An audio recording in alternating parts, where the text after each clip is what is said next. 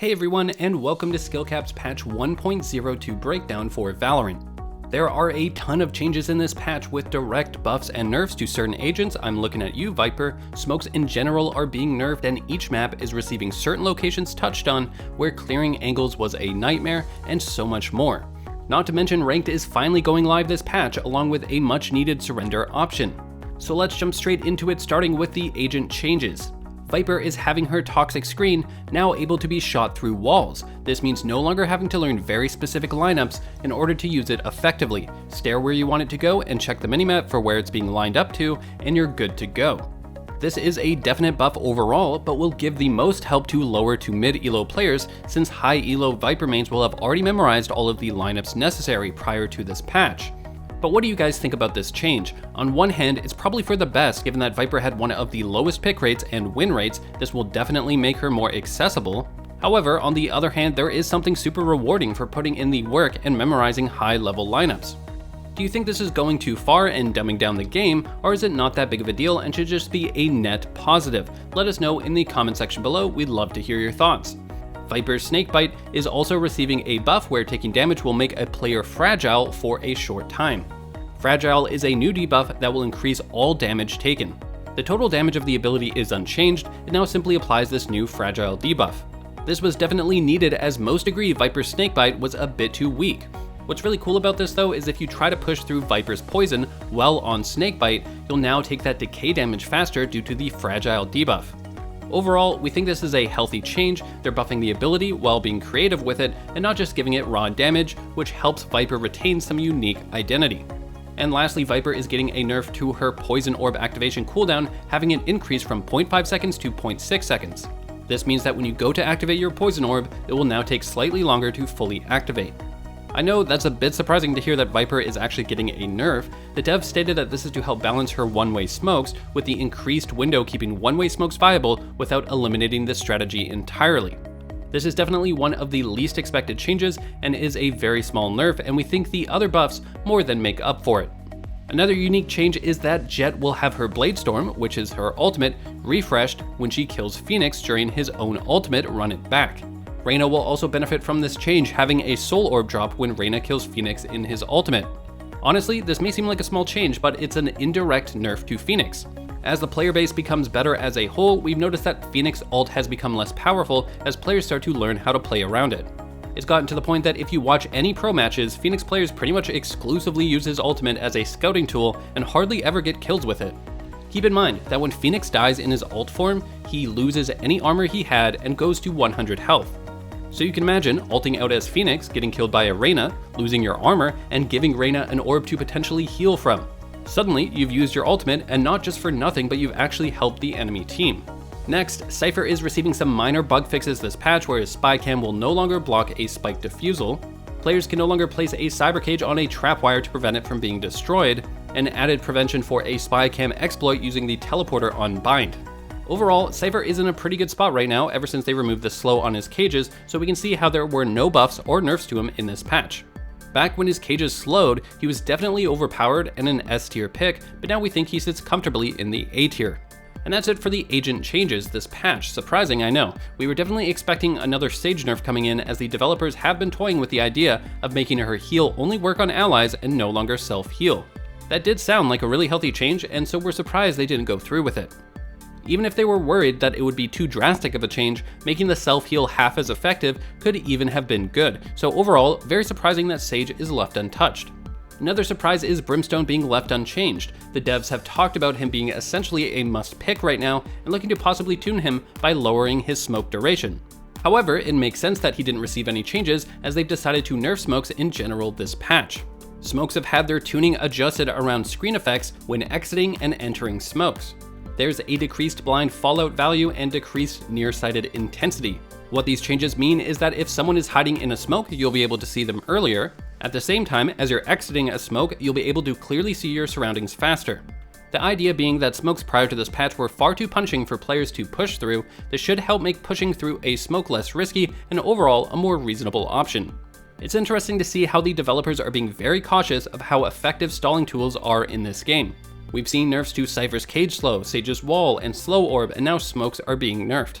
This is probably a step in the right direction, since often when stalling abilities go down, the only counterplay is to wait for them to expire, which is not exactly the most fun thing to watch or play with.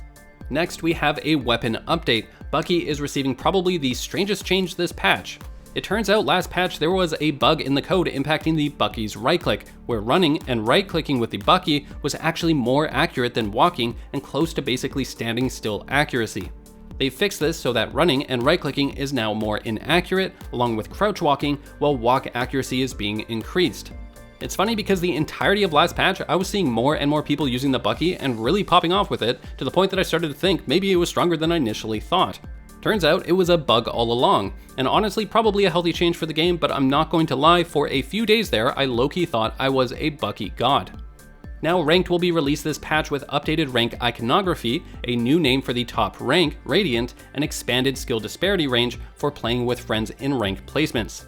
Now, the first two things mentioned are great. Overall, the icons and new names are better, but I'm not going to lie, not too hyped on how they're handling the pre-made matchmaking in Valorant. Riot already self-admitted that there is an advantage in playing with a pre-made over solo queuing at the high ranks, which is common sense if you've ever solo queued and faced a pre-made. They have massive coordination advantages. Now they're letting a larger skill disparity when playing with friends in rank placements, which has obvious balance problems associated with it. To steal a phrase from Riot's poster child League of Legends, I haven't been too impressed with how Valorant is handling the competitive integrity to its ranked system.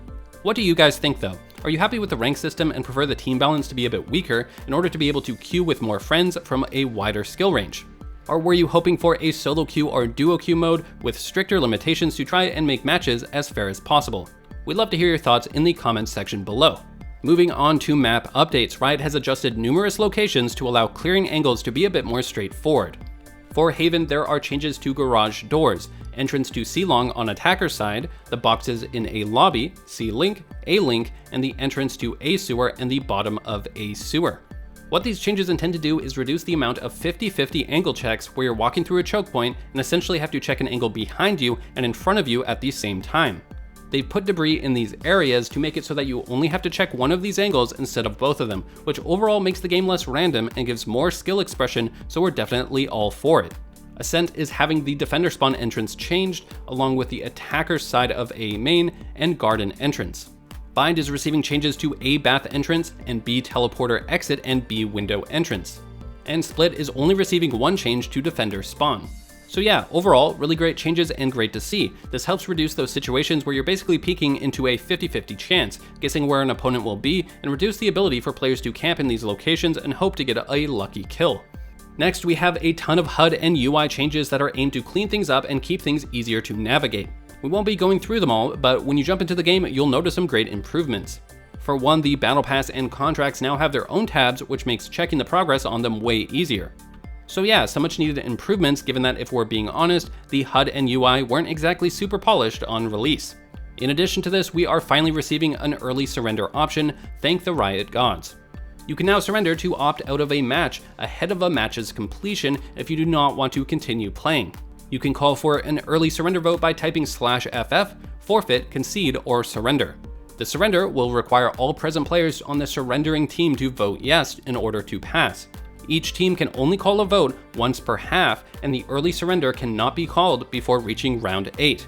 Here's what's most important though, the winning team gets round win credit for every round necessary to bring them up to the victory condition, 13 rounds, and the surrendering team will get loss credit for every round necessary to bring them up to 13 rounds. So what does all this mean? Well, for those of you who don't know, when it comes to ranked, you actually climb the ranks faster if you win games by a wider margin. For example, winning a match 13-5 will give you a bigger boost to your rank than winning a match 13-11. What this means is that if 8 rounds have passed and the score is 6-2 and you decide to surrender the game, you will effectively count the match as if you lost 13-2. You'll receive a massive rank drop for that surrender, while the winning team will receive a massive rank boost. So yeah, it's great that the surrender option is here, but be super cautious of using it in ranked mode, as surrendering too early or giving up too easily will definitely result in your rank suffering for it. Next, we have some changes to tagging, which I can't hide my bias for. I'm super excited to see they finally decided to make these changes. If you don't know what tagging is, it's how your movement speed is reduced when you get hit by bullets. Tagging movement speed reduction is being reduced from 80% to 70%. and tagging movement speed reduction when you're shot through walls is reduced from 35% to 25%. In addition to this, they increase the time it takes to reach the desired slow amount when tagged by 100%. So what does all this mean? Well, firstly, when you're shot, you won't be slowed as much as before. Secondly, when you are slowed, it will now take twice as long to have that slow kick in. This means no more running, getting shot, and then coming to an instant slowdown. There will be a slight delay to it. The idea here is to make it so that if you're close to cover and get shot, you're actually able to run to cover and survive instead of just being slowed to a crawl and instantly killed. At the same time, if you're out in the open, you're still going to be slowed enough that you're basically a sitting duck. I really love this change and have always thought the movement penalty from tagging was a bit too harsh in Valorant and think this is a step in the right direction. The new Spike Rush Mud is also receiving some updates this patch, with a new orb type, the Tracer Orb, being introduced that gives a team-wide buff that grants ×2 wall penetration and reveals enemies for 0.75 seconds when they are hit and lasts for the entire round. Speed Boost is being changed to Combat Stim while still retaining the movement speed buff, and the Plague Orb and Paranoia Orb now share the same pool, so only one of these will be chosen per game. Additionally, the Plague Orb can now only spawn one per round, and the health reduction is decreased from 90 to 50. The Paranoia Orb, on the other hand, is also receiving a nerf with only being able to spawn one per round, and the duration decreased from 8 seconds to 10 seconds, and the tunnel vision decreased by 20%, meaning you can see more on your screen. So far, the Spike Rush Mud has been enjoyable to play here and there, but if I'm being honest, it kind of just makes me crave a team deathmatch mode.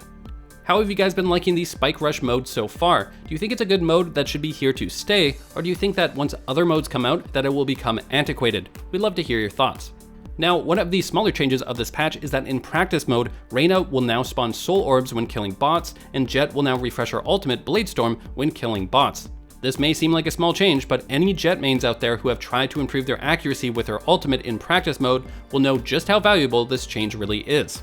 There are also some performance updates this patch where there is a plethora of optimizations to help increase and smooth out frame rates, which will mostly help mid to high spec machines.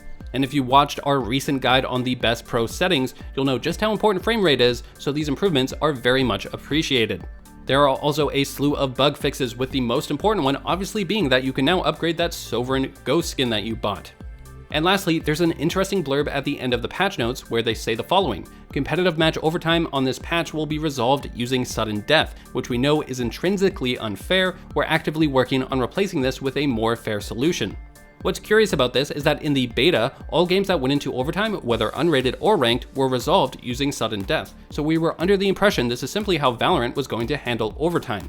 Turns out that's not the case, and they actually intend to introduce a different mechanic. For example, in Counter-Strike, if you end up with a tie, you don't even go to sudden death, the game simply ends in a tie. So it will be interesting to see what they decide to go with. Alright, that's going to do it with this patch 1.02 rundown for Valorant. If you want to stay up to date with the game and get premium guides that truly help you improve, then make sure to subscribe, hit that bell icon, and like the video. We here at SkillCapped want to thank you for watching, and we'll see you in the next one.